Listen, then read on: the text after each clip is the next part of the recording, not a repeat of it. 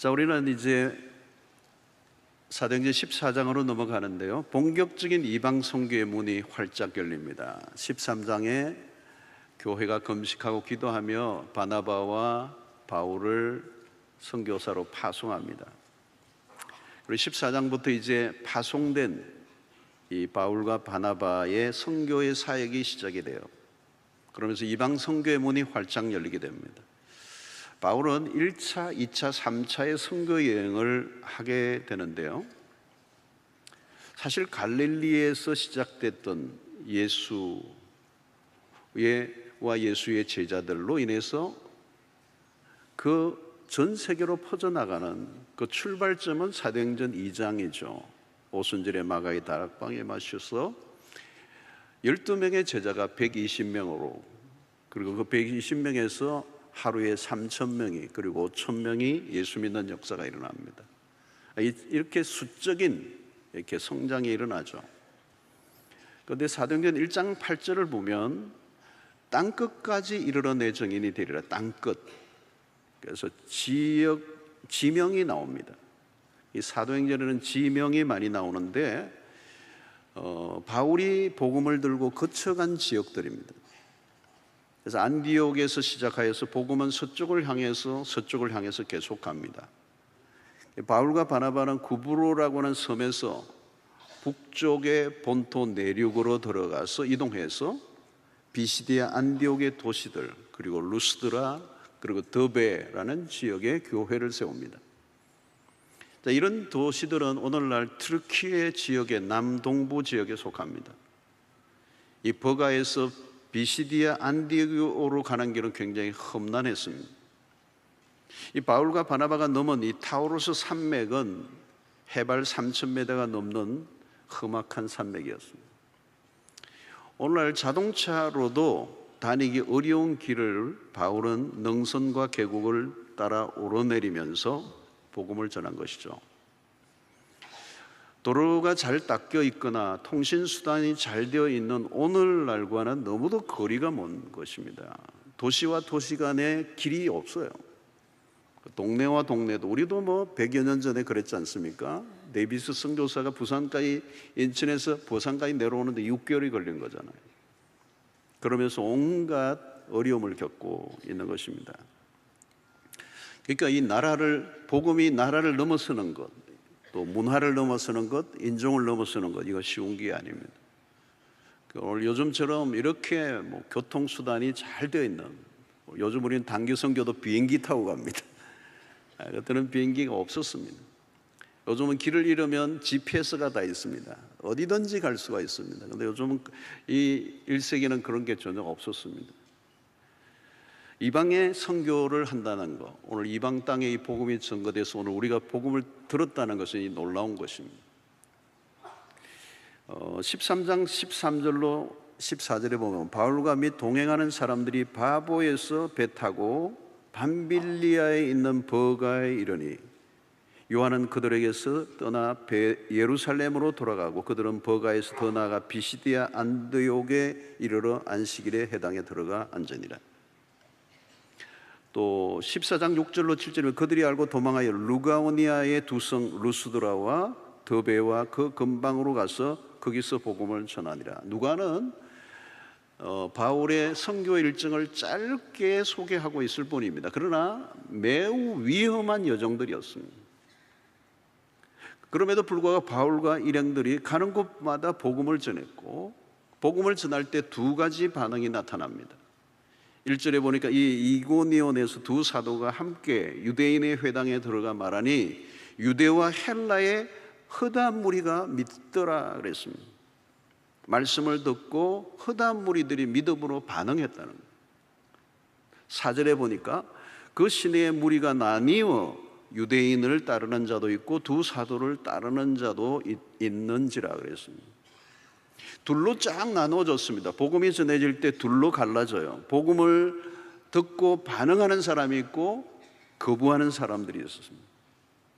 어디를 가나 이런 현상이 일어나면 두 갈래로 나뉘어집니다. 복음을 받아들이는 사람들은요, 신기할 정도로 빨아당깁니다. 이 복음을 전해보면 여러분들이 뭐 경험해 보실 거예요. 마치 지남철 자석에 철이 쫙 따라붙듯이 착 따라붙는 거, 철이 따라붙는 거. 스폰지처럼 복음을 받아들이는 거. 어디를 가나 준비된 영혼이 있습니다. 오늘 또 간증하신 분도 그렇고 오늘 2부에 간증한 분, 한순간에 복음이 귀에 탁 들어오면서 믿음이 생겨버립니다. 그러나 복음을 거부하는 사람들이 있습니다. 아예 안 들으려고 하는 사람들이 있어요. 뭐 듣고 나서 거부하는 게 아니고 듣기 전에 거부를 해요. 거부하는 정도가 아닙니다. 복음을 전하는 사람을 증오합니다. 오늘 2절에 보면 그러나 순종하지 않은 유대인들이 이방인들의 마음을 선동하여 형제들에게 악감을 품게 한다. 악감을 품게 한다. 선동을 하고 악감을 한다. 품게 한다는 거예요. 그러니까 안 믿는 정도가 아니라 도끼를 품고 달려드는 거예요. 그러니까 복음이 전해지는 곳에는 언제나 긴장감이 넘칩니다. 거대한 충돌이 벌어지는 것, 사실 마귀가 자신의 영토를 내어주지 않으려고 하는 것입니다. 그래서 어떤 사람은 복음을 들으면서 화를 냅니다. 왜 그럴까요, 여러분? 복음은 인간의 죄를 건드리기 때문에 그렇습니다. 인간의 자존심을 건드려요. 여러분, 죄가 뭔지 아십니까? 죄는 하나님에 대한 반역입니다. 바울이 이전에 그랬습니다. 예수를 믿는 사람들을 잡아가두고 죽이려고 하는 그 일이 반역이라는 걸 몰랐어요. 그런 해방자요, 핍박자요, 포행자였다고 얘기하죠. 여러분, 바울은 자신이 매우 똑똑하다고 자처한 사람이었습니다. 그런데 예수를 믿고 나니까 자신이 얼마나 미련하고 악한 자인가를 깨닫게 되죠. 여러분, 하나님에 대해서 무지하면 악한 자가 됩니다. 예수를 부정할 뿐만 아니라 예수를 죽이는 거죠. 그게 바울이 이전에 했던 삶의 모습이었습니다. 여러분, 자기 잘난 맛에 사는 사람들이, 자기가 잘난 사람들에게는 예수는 거슬리는 겁니다.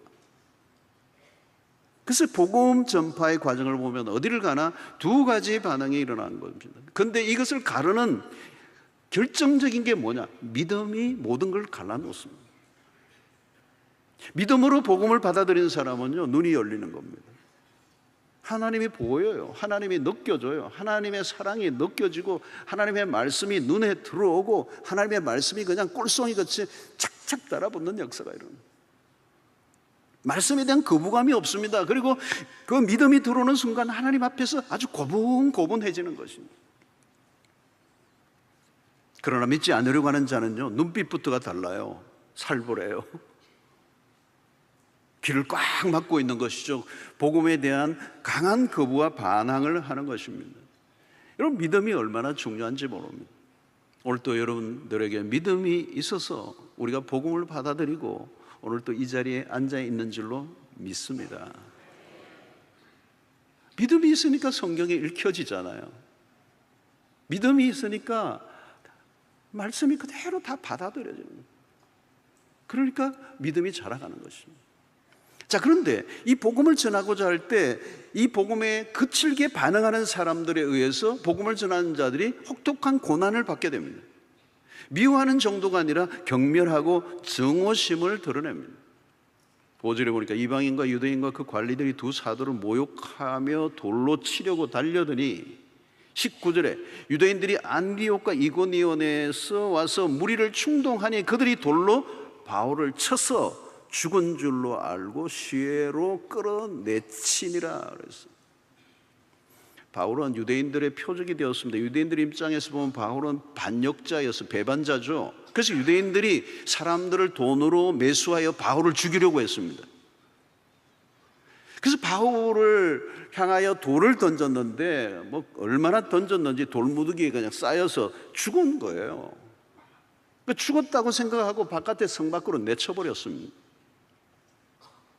여러분, 복음을 전하는 일은 굉장히 위험한 일입니다. 그래서 바울은 고린도후서 11장 23절 27절에 복음을 전하면서 자신이 겪었던 이야기를 이렇게 풀어놓았어요.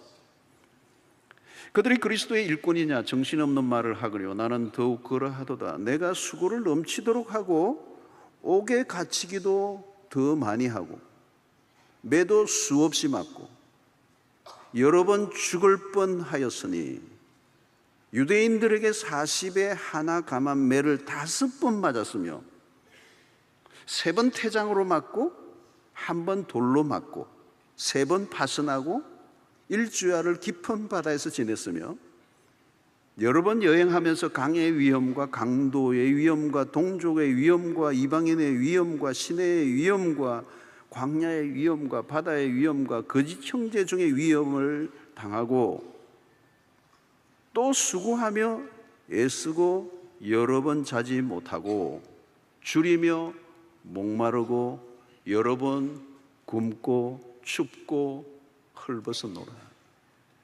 여러분 상상되십니까? 상상이 되십니까? 바울이 겪었던, 복음을 전하면서 그가 겪었던 이 위험들, 이 어려운 상황들, 여러 번 굶고 춥고 헐벗어노라. 온갖 위험을 다 지나갔어. 육신적으로도 그는 약했습니다. 지병을 갖고 있었습니다. 그래서 고산지대와 같은 곳에 가며 사역을 할 때는 더 힘들었어요. 여러분, 바울은 특별한 사람이 아닙니다. 바울은 평범한 사람입니다. 여러분, 어려움이 계속되면 지치죠. 낙담하고 좌절할 수 있습니다. 유혹이 밀려올 수 있죠. 그만두고 싶은 거죠. 여러분, 아무리 열정이 대단한 사람이라도 어느 지점에 가면 소멸됩니다. 그 열정이 고집으로 될 일이 아니고 신념으로 가능한 일이 아니에요. 근데 바울은 포기하지 않습니다. 그는 계속 복음을 전합니다. 오늘 3절에 보니까 두 사도가 오래 있어 주를 힘입어 담대히 말하니 주께서 그들의 손으로 표적과 기사를 행하게 하여 주사 자기 은혜의 말씀을 증언하시니, 죽을 고비를 넘기고 사선을 끊임없이 통과하면서도 바울의 기세는 꺾이지 않아요. 저항이 심할수록 그의 전투력은 더 빛이 납니다. 여러분, 우리는 여기서 질문을 하나 해야 돼요. 무엇이 그로 하여금 그에게 그 많은 시련과 핍박과 죽음의 위협 속에서도 굴하지 않을 수 있는가?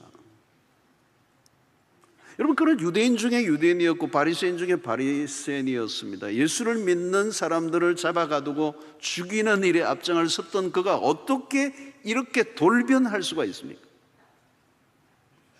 바울의 이 열심과 헌신은 어디로부터 온 것입니까? 바울이 남다른 사람입니까? 그렇지 않습니다. 남다른 사람은 없습니다. 이렇게 죽을 고비를 수없이 당하면 낙심할 수 있습니다. 절망할 수 있습니다. 여러분, 이것은 어떤 단순한 교리를 이해했기 때문에, 어떤 인간적인 감동을 받았기 때문에 해낼 수 있는 일이 아닙니다. 바울을 그렇게 움직였던 힘은 그가 다메섹 도상에서 만난 예수 그리스도, 그가 경험한 예수 그리스도의 복음입니다. 그래서 다메섹 사건 이후에 그가 뭘 하는 게 아니라 하나님의 손에 이끌려 다니고 있는 것입니다. 하나님의 손에 붙잡혀 있는 것입니다. 여러분, 개인의 헌신과 열심에 기독교가 매달려 있지 않습니다. 여러분, 기독교의 발전사를 보면, 겉으로만 보면 아무것도 없어요. 무슨 체계화된 조직체가 만들어져 움직이지 않았습니다. 1세기 기독교는 형체가 없어요. 형체가 무슨 효과적인 프로그램이 있었는가? 없었어요. 1세기. 이 초기 교회를 연구하는 자료를 들여다보면 교회가 수적인 성장을 추구했다는 것도 찾아볼 수가 없어요. 한국교회는 그 많던 총동원주의, 근데 1세기에는 그게 보이지 않아요. 그런 게 안 보여요. 그런데 어떻게 그렇게 빠른 성장이 있었을까? 이게 미스터리예요. 교회 성장 매뉴얼이 있었는가? 전혀 없습니다. 전도 세미나가 있었는가? 없었어요. 선교 전략회의가 있었는가? 없었어요. 그 관련된 논문이 있었습니까? 없었습니다. 신학자가 있었습니까? 없었습니다. 세워진 교회들도 다 얼마 되지 않을 뿐만 아니라 누구도 전도를 강조한 적도 없습니다. 구호를 외치고 몇만 명을 부르짖은 적도 없습니다. 교회가 성장하고 복음이 확장하는 일에 대한 어떤 운동도 전략도 없습니다. 우리가 지금 보고 있는 것은 바울과 바나바, 그리고 소수의 사람들의 선교 여행만 보고 있습니다. 영웅적인 인물들이 초대교회에 보이지 않습니다. 베드로와 같이 어부 출신이요 평범한 사람들 뿐입니다. 바울의 선교 여행이 3차까지 진행되지만 안타까운 것은 사도행전도 결국은 바울이 로마로 죄인이 되어서 호송되어 가는 것으로 끝나버려요.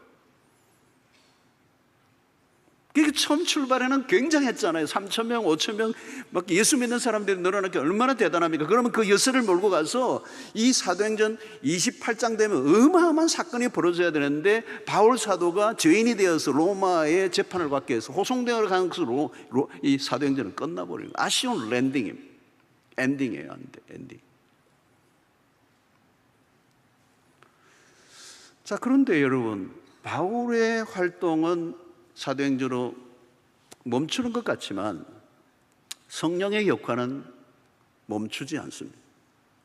우리가 놓치지 말아야 하는 것은 이것입니다. 구원의 역사를 누가 이루어 가시는가? 하나님이 이루어 가시는 거예요. 하나님이 어떻게 이루어 가시는가를 지켜보는 것입니다. 우리가 무엇을 하려고 하는 것보다 더 중요한 것은 복음의 위대함에 눈을 뜨는 것입니다. 복음을 전하는 것보다 더 중요한 것은 복음이 무엇인가를 구체적으로 내가 경험하는 게 중요합니다.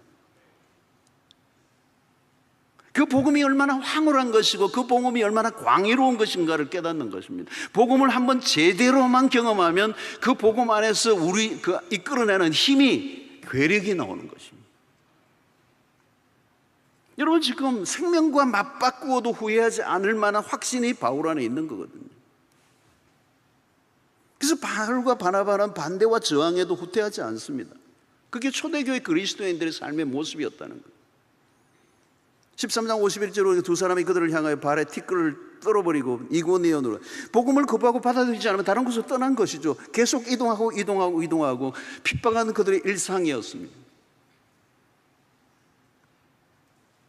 오늘 시대와 너무 다르죠, 여러분. 복음이 여기까지 오는 데는 숱한 핍박과 환난과 시련을 있고 예수를 믿는 순간부터 어마어마한 마이너스, 어마어마한 어려운 시련이 닥치는데도 불구하고 그들은 끊임없이 그들의 일상을 믿음으로 살아내는 것입니다.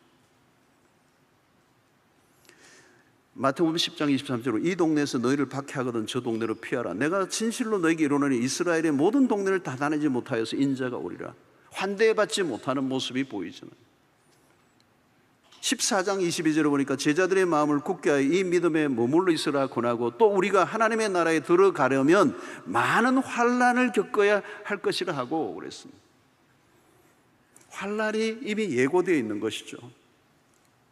사단은 전도자를 넘어뜨리려고 합니다. 마귀의 공격 대상은 복음을 전하는 사람입니다. 그래서 이 바울을 없애려고 하는 거죠. 메신저를 없애버리면 그 메시지가 전파될 수 없기 때문에. 그래서 2000년 동안 마귀가 한 일은 뭘까요? 복음을 전하는 자들을 공격하는데 그것이 뭘까요? 복음을 전하는 자들이 낙심하게 하는 일이라는, 낙심하게 하는 일. 여러분, 낙심이 찾아오면 복음을 전하는 일이 멈추게 됩니다. 오늘날도 마찬가지예요. 여러분, 복음을 전하다가 핍박이 계속되면 낙심하고 절망하고 나가 떨어져 버리게 됩니다. 여러분, 이게 낙심이 무섭습니다. 전도자들이 낙심했다면 오늘날의 기독교는 우리에게까지 올 수가 없었습니다.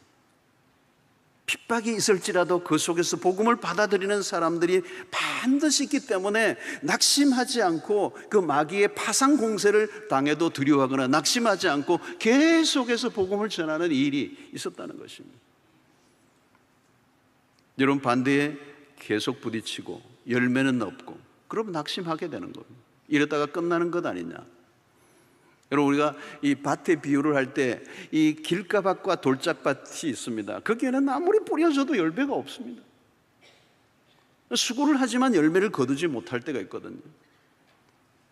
바울은 선교 여행 중에 어떤 데는 수고에 비해 열매가 풍성한 곳이 있고 어떤 곳은 고생만 하고 끝이 나기도 했습니다. 바울 사도도 마찬가지였습니다. 길가밭, 돌짝밭, 아무리 수고해도 아무 일도 일어나지 않아요. 그런데 어떤 곳은 옥토가 있습니다. 30배, 60배, 100배 결실을 거둡니다. 모두가 다 받아들이는 것도 아니고 모두가 다 박대하는 것도 아닙니다. 바울은 멈출 수 없었죠. 그것이 복음이 가지고 있는 특성이고 그런 자신의 모든 삶을 하나님을 복음을 위해서 자신을 드립니다. 고린도전서 9장 16절에 보면 이런 말씀입니다. 내가 복음을 전할지라도 자랑할 것이 없으면 내가 부덕불 할 일임이라. 만일 복음을 전하지 아니하면 내게 화가 있을 것이로다. 이 말씀을 어떤 분들은 전도를 열심히 하라, 전도를 전하지 않으면, 복음을 전하지 않으면 화가 임할 것이다, 이렇게 급박을 하는 말씀이 아닙니다. 십자가에 매료된 삶을 설명하는 거죠. 복음을 믿고 경험한 사람은 가만히 있을 수 없다는 것입니다. 아무리 반대에 부딪히고 어려움이 와도 가만히 있을 수 없게 만드는 것이 복음이라는 거죠. 돌에 맞고도 멈출 수가 없는 거죠. 여러분, 복음의 능력입니다. 누가 한마디 한다고 나는 이제 그만두겠다, 그건 아직 복음이 무엇인지를 알지 못하기 때문에 일어나는 현상들이에요. 죽을 일을 당해도 멈출 수 없는 것은 복음과 겸줄 수 있는 것이 없다는 것을 증명해 주고 있는 것입니다. 여러분, 복음을 전하다가 핍박과 시련을 당하면 그것은 영광입니다. 환난이 영광으로 보여야 정상이라는 것입니다. 내가 어쩌다가 예수를 믿어 이렇게 생고생하는가? 그러면 아직도 복음이 무엇인지를 알지 못하기 때문에 일어나는 현상이에요. 죽을 고생을 하면서도 멈추지 못하게 하는 비밀이 무엇인가? 그것이 복음이라는 것입니다. 바울은 험하고 까다로운 이 선교의 여정에 대해서 나중에 디모데에게 이런 말을 합니다.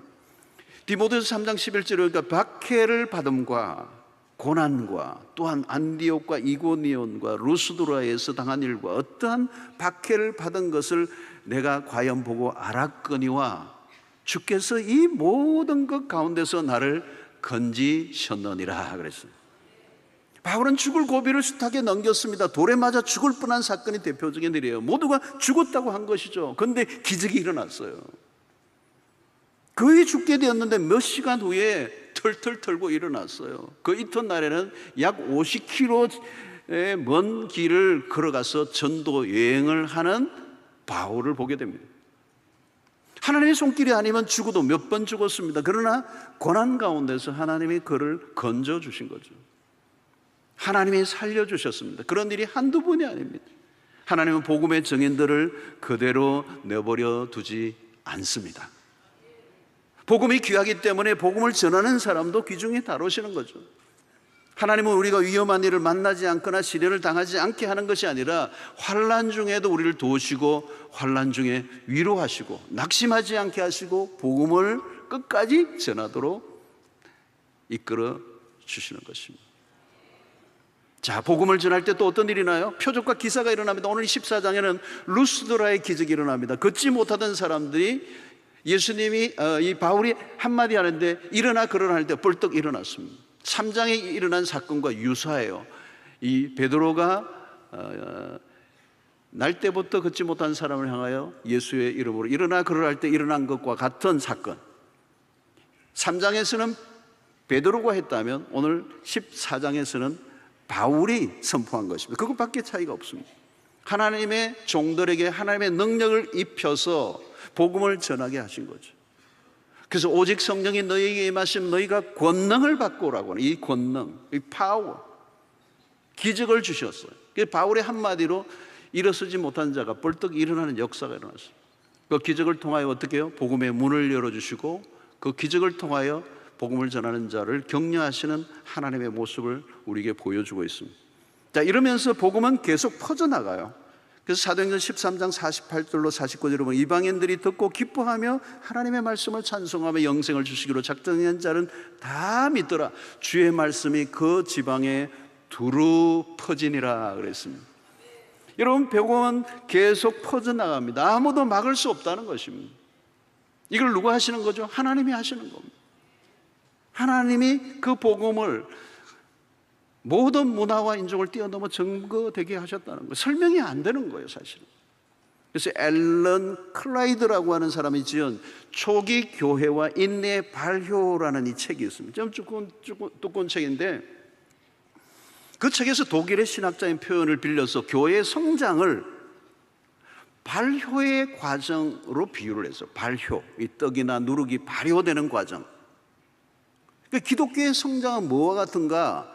발효의 과정과 같다는 것입니다.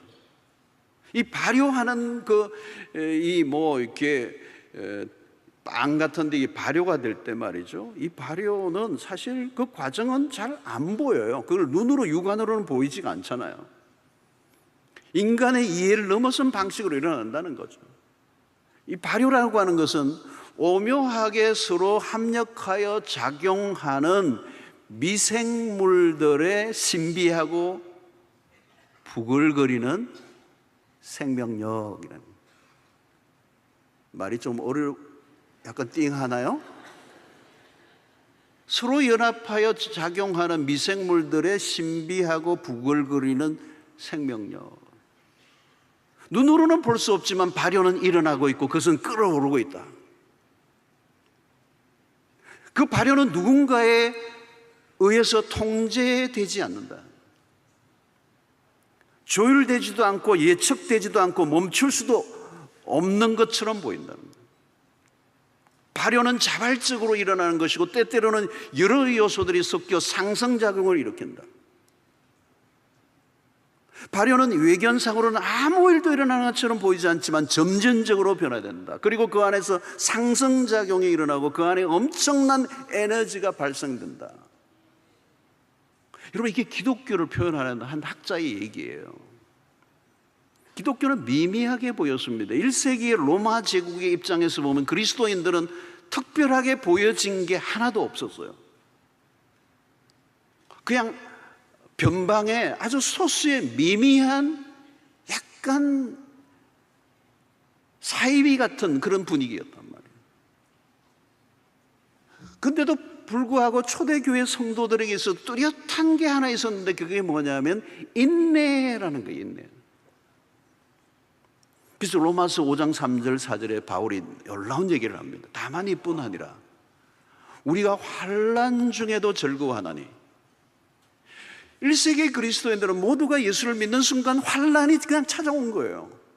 사람들로부터 배척을 받고 소외당하고 모든 것에서 집안에서 쫓겨나는, 이게 환난이 오는 거예요. 환난. 근데 우리가 환난 중에도 즐거워하나니, 이는 환난은 인내를, 인내는 연단을, 연단은 소망을 이루는 줄을 알미로다. 그리스도인들은 조급증을 멀리했다는 겁니다. 그렇습니다. 여러분, 소망이 이루어지기까지는 조급하면 안 되죠. 인내밖에 없습니다. 누가 인내할 수 있습니까? 하나님을 신뢰하는 사람들입니다. 당장에 눈에 보이는 건 없어요. 상황은 갈수록 어려워져 갈 수도 있어요. 그럼에도 답을 요구하지 않고 그냥 살아내는 거죠. 그게 인내예요. 그래서 믿음은 인내로 증명되어야 합니다. 이게 세상과의 차이예요. 세상은 빠른 답을 원합니다. 조급증을 가진 사람에게는 소망이는 없어요. 당장 답을 원하는 거죠. 조급한 사람들은 하나님의 약속을 기다리지 못합니다. 우리의 상황은 더 복잡하고 어렵게 만드는 이유 중에 하나가 뭐냐면 현대인들의 조급증입니다. 현대인들에게는 미래가 없습니다. 소망이 없습니다. 지금 당장 내 손에 쥐어지는 그 무엇을 찾고 있죠. 그리스도는 정반대예요. 그리스도인들은 인내하는 거예요. 장래의 소망을 기다립니다. 지금이 아니야. 여러분, 하나님은, 성경의 하나님은 인내하시는 분입니다. 하나님은 우리에 대해서 기다려주시는 분입니다. 하나님이 조급하셨다면 우리 중에 살아남을 사람 한 사람도 없습니다. 무수한 시련과 박해 속에서도 초기 그리스도인들에게 뚜렷한 특징이 하나 있는데 그게 인내예요. 그래서 오늘 이 제자는 그 인내의 발효라는 단어를 쓴 거예요. 그들은, 초기 그리스도인들은 하나님으로부터 인내를 배웠습니다. 인내하는 사람들은 어떤 결과를 우리가 조작하려고 하지 않습니다. 하나님의 속도에 보조를 맞춥니다. 여러분, 인내하는 사람들은 거칠지 않습니다. 자신을 핍박하는 자들과 싸우지 않습니다.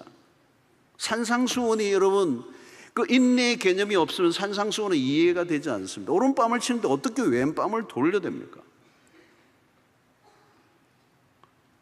모든 것을 하나님께 맡깁니다. 믿음이란 그런 것이라는 거죠. 현실 속에서 설명이 안 되는 일들이 일어나지만 그대로 살아가는 것입니다. 복음을 그래서 우리가 전하는 것보다 더 중요한 것은 복음을 경험하고 복음을 내가 구체적으로 살아내는 것. 그 살아내는 방식이 뭐냐? 그게 인내를 통하여. 인내는 누구 하느냐? 믿음을 가지고 있는 사람들이요, 소망을 가지고 있는 사람만이 인내가 가능한 것입니다.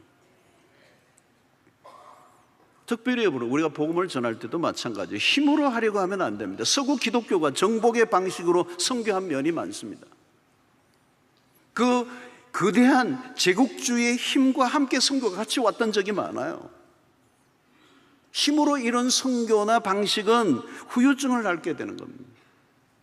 오늘날 이 후기 기독교 시대에 그 영향을 지금 받고 있는 거예요. 힘으로 한 거예요. 힘으로.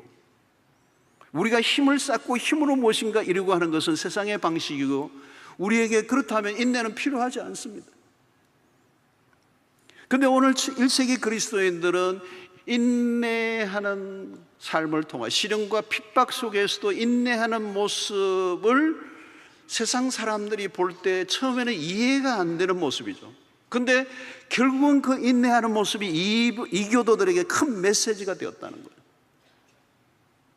기독교는 안 될 것 같아 보였는데 오묘하게 점점 부풀어 올랐습니다. 미미하게 변화되는 것 같지만 나중에는 아무도 감당하지 못할 정도로 확장되었습니다. 그것은 오직 인내의 발효에 의해서였다, 이렇게 얘기해요. 순교자인 유스티누스는 그리스도인들의 이상한 인내가 이교도들을 신자로 만들었다, 이렇게 말합니다. 기독교의 성장, 교회의 성장은 인간이 만들어낼 수 없는 기이하고 신비한, 때로는 이상한 방식으로 이루어졌다는 겁니다. 경멸당하고 환영받지 못하던 1세기의 소수의 그리스도인들은 서서히 부풀어 오른 발효된 반죽과 같았습니다. 사랑하는 성도 여러분, 복음이 우리 안에 들어온다는 것은 놀라운 일입니다. 그 복음이 우리 안에 들어왔다는 말은 새로운 생명이 우리 안에 잉태됐다는 것. 그리고 생명은 멈추어 있지 않습니다. 그 생명은 자라가게 되어 있습니다.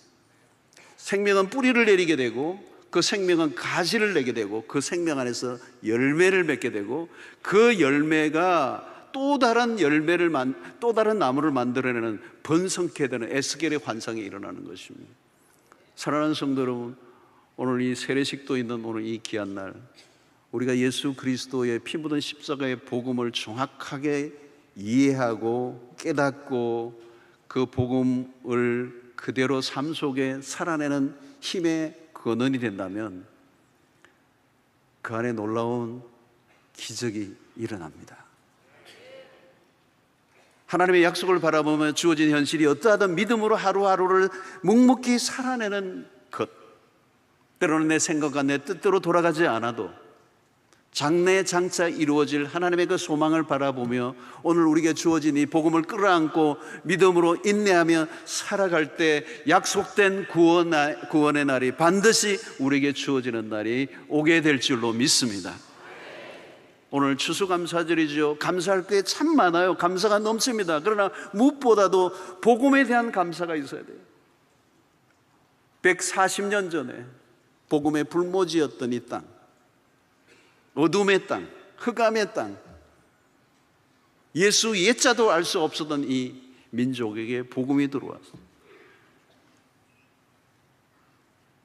초기의 그리스도인들은 너무너무 미미했죠. 핍박을 받았어요. 우리 한국에도 초기의 그리스도인이 수없는 순교를 당했습니다.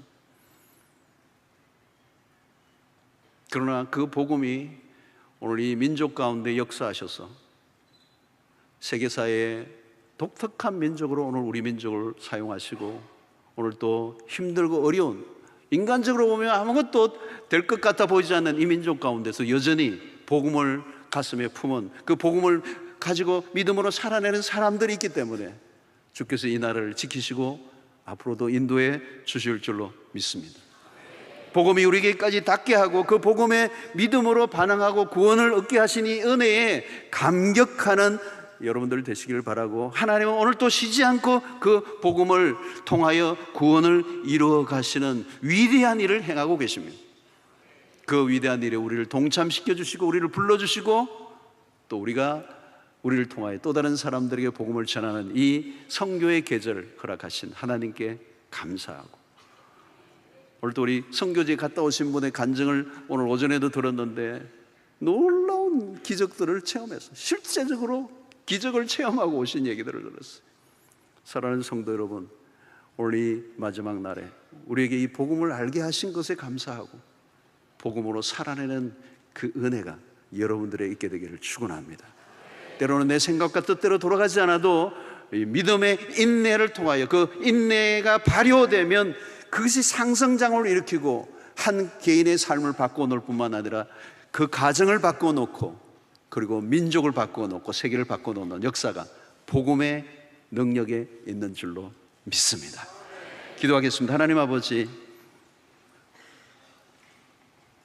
1세기 그 미미했던 마치 효소의 한 조각처럼 눈에 보이지 않는데 서서히 발효되어 그게 엄청나게 부풀러 오늘 그 복음이 오늘 우리에게까지 전달되고 우리에게 주어졌던 그 복음이 또 점점 커져 생명력으로 발화되고 끌어올라 내 가정, 내 주변까지 복음화되게 하신 그 놀라우신 하나님의 은혜에 감격하고 감사하지 않을 수가 없습니다. 사랑하는 하나님 아버지, 오늘 우리가 그 복음을 살게 하시고 그 복음을 전하며 살게 하여 주시옵소서. 예수님 이름으로 기도하옵나이다. 아멘.